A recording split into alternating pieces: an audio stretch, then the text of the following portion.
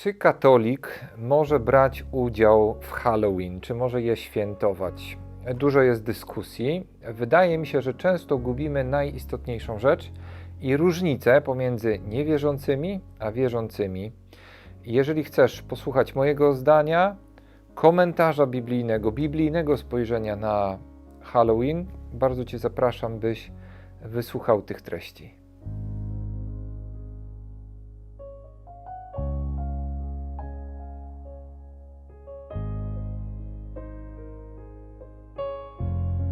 Słuchajcie, w temacie Halloween od razu chcę przejść do tego, co wydaje mi się być istotą rzeczy. Według mnie w tych dyskusjach o tym, czy może katolik być w Halloween, czy to jest dobre, czy to jest złe, brakuje tego powiedzenia, że tak na dobrą sprawę nie chodzi o to, czy ktoś dynię sobie przerobi, wstawi tam jakąś świeczkę, czy zrobi sobie jakiś makijaż, pójdzie na taką lub inną imprezę, czy on sobie kościotrupa wystawi przed domem, czy cokolwiek takiego. To na zewnątrz widać, ale to nie jest istota rzeczy. Trzeba sięgnąć głębiej i zobaczyć, że tam nie chodzi o dynię w Halloween. I nie chodzi o to, że gdy się mówi nie uczestnicz w Halloween, to nie ma się na myśli tylko i wyłącznie tego, nie kup sobie kościotrupa i nie bierz udziału w żadnych zabawach tanecznych w tym czasie. To nie o to głównie chodzi, chociaż to na zewnątrz najbardziej jest widoczne. Żeby to lepiej zrozumieć i różnicę pomiędzy niewierzącymi i wierzącymi, chcę przywołać drugą Księgę Machabejską, 6 rozdział od 18 wersetu. Niejaki Eleazar był przymuszany do otwarcia ust i jedzenia wieprzowiny. On jednak, wybierając raczej chwalebną śmierć, aniżeli godne pogardy życie, dobrowolnie szedł na miejsce kaźni, a wypluł mięso, jak powinni postąpić ci, którzy mają odwagę odrzucić to, czego nie wolno jeść nawet przez miłość do życia. Ci, którzy byli wyznaczeni do tej bezbożnej, ofiarnej uczty, ze względu na bardzo dawną znajomość z tym mężem, wzięli go na stronę i prosili, aby zjadł przyniesione przez nich i przygotowane mięso, które wolno mu jeść. Niech udaje tylko, że je to, co jest nakazane przez króla, mianowicie mięso z ofiary pogańskiej. Tak postępując uniknie śmierci, a ze względu na dawną z nimi przyjaźń skorzysta z miłosierdzia. On jednak powziął szlachetne postanowienie, godne jego wieku, powagi jego starości, okrytych zasługą siwych włosów i postępowania doskonałego od dzieciństwa, przede wszystkim zaś świętego i od Boga pochodzącego prawodawstwa. Dał im jasną odpowiedź, mówiąc, aby go zaraz posłali do Hadesu. Udawanie bowiem nie przystoi naszemu wiekowi. Wielu młodych byłoby przekonanych, że Eleazar, który już ma 90 lat, przyjął pogańskie obyczaje. Zobaczcie i spróbujcie uchwycić najistotniejszą rzecz w tym fragmencie i najistotniejszą rzecz w dyskusji wierzących, podkreślam wierzących, na temat Halloween. One nie będą się odnosić do niewierzących, bo niewierzący nie będzie miał takich punktów odniesienia ani wartości. W związku z tym ja niewierzących rozumiem, że oni nie robią problemu z Halloween. Ale zobaczcie, w tym fragmencie można byłoby powierzchownie ocenić, że ten Eleazar to taki nierozsądny był, bo oddał życie za wieprzowinę. Mógł po prostu usiąść i co to za problem zjeść mięso? Znajdźcie mi takiego weganina czy wegetarianina, który śmiercią przypłaci to swoje ideały dotyczące niejedzenia mięsa. No, byłoby to nierozsądne. No, popukalibyśmy się w czoło, gdybyśmy znaleźli takiego ideowca weganina, który woli umrzeć niż zjeść mięso. Głupie to po prostu jest. Ale w tym fragmencie nie chodzi o jedzenie mięsa, chociaż w sumie tak to wygląda. Tam chodzi o to, czy ja jestem przywiązany do prawa Bożego, czy jestem przywiązany do nakazu jakiegoś króla ziemskiego. Czy ja na zewnątrz swoim gestem drobnym, z jedzeniem mięsa, wyprę się swojej wiary, swoich wartości, a wybiorę inne wartości, które ktoś mi narzuci. To też jest pytanie o wolność wewnętrzną. To jest pytanie o to, czy ja chcę bardziej słuchać ludzi niż Boga. O tym jest ten fragment. A tym, co jest na wierzchu, jakby wierzchołkiem góry lodowym, jest zjedzenie mięsa lub nie zjedzenie mięsa. I w Halloween jest podobnie. Na szczycie góry lodowej widzimy dynię wydrążoną, świeczki, kościotrupa, zabawę, makijaż ostry, jakąś krew zabawową i cokolwiek takiego. Ale za tymi wszystkimi rzeczywistościami, które widać na zewnątrz, jest jakaś rzeczywistość duchowa. I jest też decyzja, że ja porzucam tożsamość katolika, a wybieram pogańską tożsamość, wymieszaną tożsamość. Bo z jednej strony ktoś mógłby powiedzieć, no przecież Halloween to z samej nazwy jest Wigilia Wszystkich Świętych. Owszem, zgadzam się, że stąd się bierze nazwa All Hallow Eves, ale to nie usprawiedliwia tego, żebyśmy my, katolicy, rezygnowali z najważniejszych dla nas wartości. To znaczy skupieniu na zmartwychwstaniu i życiu, a nie na śmierci i kościotrupach. Dla nas najważniejsza jest jasność, a nie ciemność, wiedźmy, śmierć, magia, bawienie się, różdżki i tym podobne. To jest dla nas, katolików, ważne, żeby zapalić 1-2 listopada świeczkę na grobie, pomodlić się w intencji zmarłych. Jeżeli się bawić, to w inny sposób niż to, żeby przejmować pogańskie obyczaje, wymieszane jakieś obyczaje. Obyczaje, które się wzięły z jakiejś innej kultury i mają bardzo podejrzane źródła. Oprócz tych katolickich, inne. Słuchajcie, nie bez przyczyny, to nie jest przypadek, że w Biblii szatana znajdziemy 3 najważniejsze święta dla satanistów, a w tym Halloween.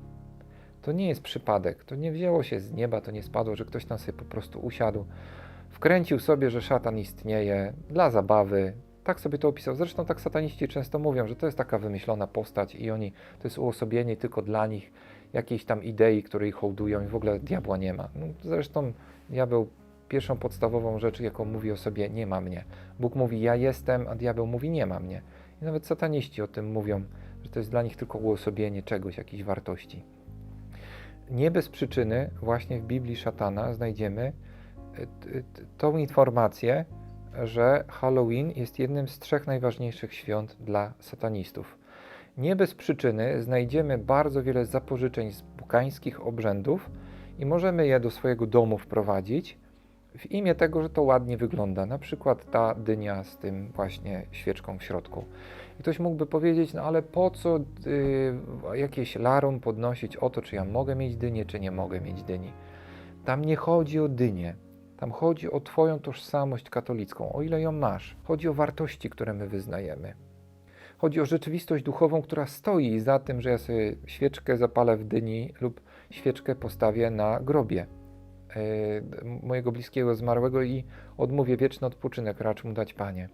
Drodzy, możliwe, że ktoś z Was zna jakieś metody, sposoby na to, żeby jakoś ożenić jedno z drugim. I te obrzędy Halloween, i te obrzędy związane z katolicką tożsamością dotyczącą wszystkich świętych, Dnia Zadusznego, modlitwy za zmarłych i tego, co wyznacie. Ja nie znam, nie mam w sobie takich argumentów za tym, żeby połączyć jedno z drugim. Podam kilka przykładów i kilka argumentów za tym. Przypominam sobie pewną 9-latkę, która przyszła do mnie przerażona na początku listopada i mówi, no poszłam z tymi moimi tam kolegami, koleżankami tam się bawić na Halloween, tam ten psikus albo coś tam, prawda, znacie to, albo tam cukierek. No i oni mnie zaprowadzili i wywoływałam razem z nimi duchy. Co ja mam teraz zrobić? Słuchajcie, zaczęło się od czegoś niewinnego, jakiegoś szantażu takiego drobnego, prawda, a później się okazało, że z tego coś bardzo poważnego. Ja wiem, dla niewierzącego to nie ma znaczenia, no bo duchy nie istnieją, no to co oni tam wywoływali? Powietrze? No ale jeżeli ktoś jest katolikiem i ma tożsamość katolicką, to chyba zrozumie, o czym mówię. Inny przykład. Słuchajcie, my często nie widzimy rzeczywistości duchowej, która jest tak samo realna, jak ta nasza rzeczywistość fizyczna, namacalna. Diabeł istnieje i egzorcyści często bardzo namacalnie doświadczają tamtej rzeczywistości, bo dużo się naoglądali, bo dużo modlitw za nimi, bo bardzo dużo doświadczenia mają w tej materii. I zobaczcie, ilu to egzorcystów, jak wielu egzorcystów przestrzega, uwaga na Halloween, uwaga na te obrzędy, Uwaga na pogaństwo, uwaga. Czy nie warto zaufać tym, którzy o wiele więcej widzieli od nas w kontekście zniewoleń demonicznych, w kontekście zabawy w pogaństwo, w kontekście tego, że coś bardzo niewinnie wyglądało, ktoś udawał. Zobaczcie, że Eleazar nawet nie chciał udawać, że on je wieprzowinę. Dali mu jakieś inne mięso. On powiedział, ze względu na to, żeby nikogo nie zgorszyć i ze względu na to, żeby nie było wątpliwości i ze względu na moje wartości, które wyznaję, ja jestem gotów umrzeć, niż nawet udawać, że prawo pańskie jest dla mnie nieważne, albo ze względu na ocalenie życia, no tak sobie na chwilę je uchylę, a później wracam do swoich wartości. Zobaczcie na tego Eleazara. To też jest pytanie o nas, na ile my jesteśmy gorliwi w swojej wierze, na ile my mamy świadomość swojej tożsamości katolika. Bo jeżeli tak jesteśmy jedną nogą w świecie i jedną nogą w katolicyzmie, tak trochę się modlimy i trochę oddajemy Panu Bogu świeczkę, a diabłu ogarek, no to wiadomo, że to jakoś tam da się połączyć w naszej głowie. Ale nie znajduję argumentu, nie znajduję przesłanek za tym, żeby nie zakwalifikować tematu pogańskich obyczajów Halloween do tej historii, którą wam przeczytałem w Księdze Machabejskiej. Nawet pozorów zachowywania pogaństwa, nawet te pozory, nie skusił się nimi Eleazar, nie wyznawał żadnych pogańskich obrzędów. On miał świadomość, kim jest i jak, czym jest szlachetność, czym zasługa, czym przyjaźń z Bogiem.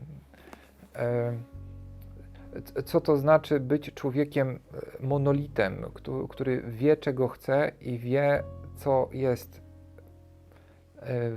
wpisane w moją religię, a co jest pogaństwem. On to wiedział i oddał życie za to. Ty nie musisz prawdopodobnie, drogi bracie, siostro, oddawać życia. Chociaż pewnie i czasami nie jeden płacz w domu u dzieci jest, ponieważ wszyscy tak robią w szkole, a on nie może. Chociaż może czasami będzie trzeba się nacierpieć, żeby się przeciwstawić, żeby wypowiedzieć swoje zdanie.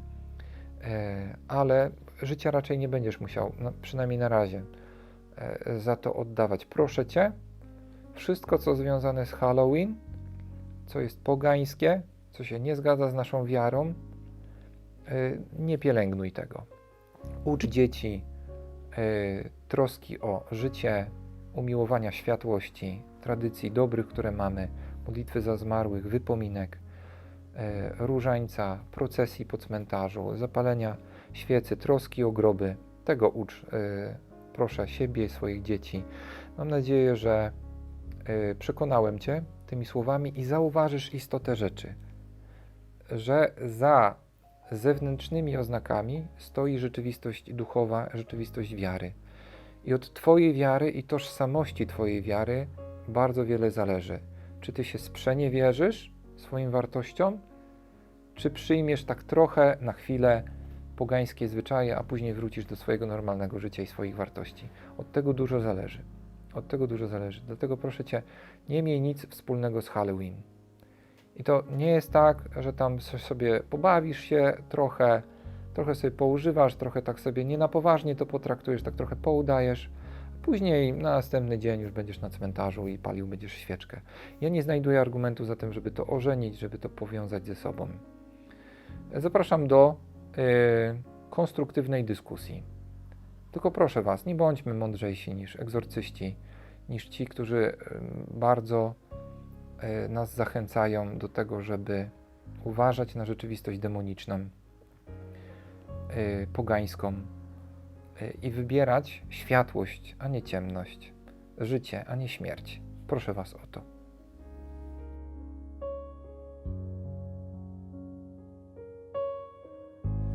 Trudny temat. Postarajcie się kulturalnie rozmawiać o tym właśnie, co powiedziałem, o temacie Halloween. Jeżeli intryguje Cię, co jeszcze mam do powiedzenia na różne inne tematy, jeżeli chciałbyś wysłuchać zdania księdza, który tak naprawdę jest zdaniem Jezusa Chrystusa, bo opieram się na Biblii. Zapraszam do zobaczenia na inne treści, do subskrybowania kanału. O 20:30 każdego dnia jest różaniec transmitowany na żywo, koronka o 15:00. Korzystaj. Zapraszam Cię i błogosławię Cię.